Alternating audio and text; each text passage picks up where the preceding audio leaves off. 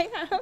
April showers bring May flowers, and if you've looked at our forecast, we should be in for a lot of blooming color this pretty soon, shortly. And if you've got a green thumb, they've got plenty to teach you at Metropolitan Community College. It could even be a path to a new career. It could be, and here to tell us more, horticulture instructors Christina Engler and Gina Swoboda. Thanks for stopping in. And you brought some other guests in, too. Who'd you bring in?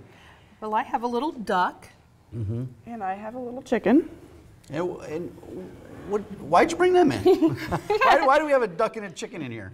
Well, they're fun, and they're also a part of our small market farming program. We teach a small animal husbandry class where the students learn everything from raising to breeding to feeding, everything about several different types of animals that they may want to someday incorporate into their small market farm.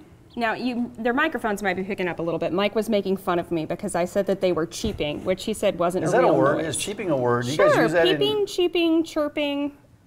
Sure, why not? Do baby ducks quack they too? chirp, don't they? And they quack. They chirp, chirp and they quack. Yes. And they peep. I think baby chickens can peep. Well, and we've all seen, I think we all probably know someone now who's raising chickens. So is that, do you see a lot of people who are more interested in doing that just for their own homes? We do. There's a lot of backyard chickens, and it's very prevalent, especially in Omaha, because people want to kind of, they want to know where their food's coming from. They want to kind of be a part of that. And also, Omaha has great zoning and regulations where we're allowed to have chickens. I was going to ask you about that. What are the laws regarding that? How many can you have? I mean, how does it work? It depends on which city you're living in. Yeah. So in Omaha, it's based on your coop size.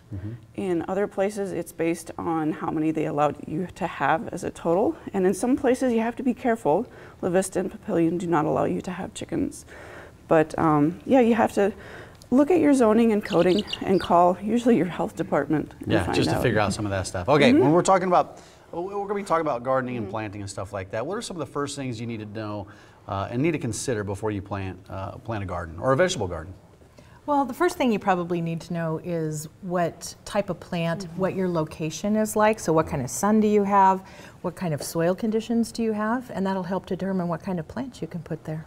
We talked about this a little bit this morning. I heard Ryan McPike saying maybe a little bit too soon to put plants in. What do you guys recommend for all the viewers at home who are watching that are avid gardeners? How soon can we start planting? When? Yeah.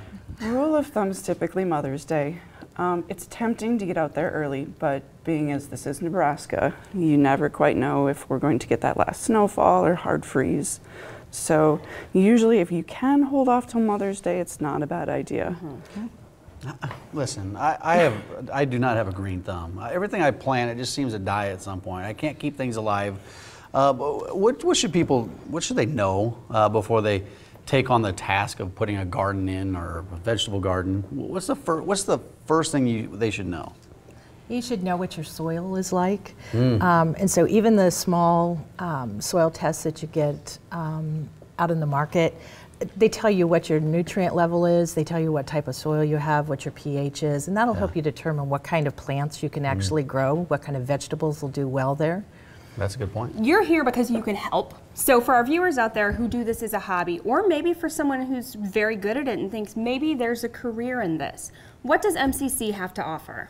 We have quite a bit to offer. We have 4 or 5 different career focuses. So we have a horticulture degree, which kind of focuses on nurseries, greenhouses. We have grounds management, which focuses more on the outdoor experience.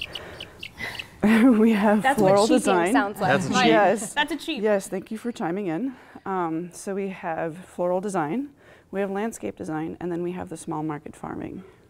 Yeah, well, you offer, I guess, both associate's degrees and certificates in the career areas. I guess, can you describe the difference between a certificate and an associate's and the benefits of pursuing one over the other? Yeah. Well, an associate's degree is a 2-year program, typically about 100 credit hours, and that's typically for our traditional students coming in. That gives them a nice rounded education. The certificates are about 30 credit hours. They can get it done in a year or less. And that's more for the non-traditional students, maybe those who are already in the industry, but they want to focus on a new area of horticulture. Well, I guess the classes are really geared toward both traditional and non-traditional students, too. Right, exactly. So different times and different opportunities. What are some of the classes that you offer?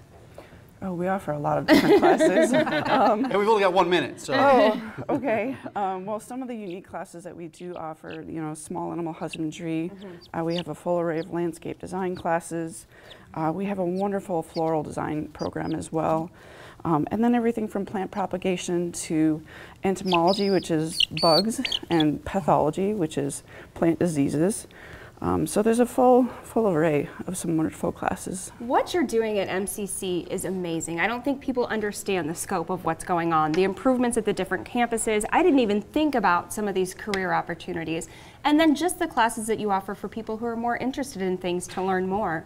So if people are interested, take a look at your screen. You can give a call to that number. Yes, that is a local area code if you're not with the times yet, 531-MCC-2400, mccneb.edu/horticultural to focus more on some of the things we've talked about today. And we didn't get to the plants right here. The 3 plants you brought in, what are they? So we have 2 orchids that are sweetheart. around a coleus plant. 2 orchids and a coleus plant. Yep, and we have a full operational greenhouse where we have orchids that are blooming, and then we keep a full stock of coleus plants because we use those for a lot of plant propagation. Well, and they're very cuttings. pretty. Yeah, thanks for bringing those in. Great to Great see you guys. information. All right. All right, thank you.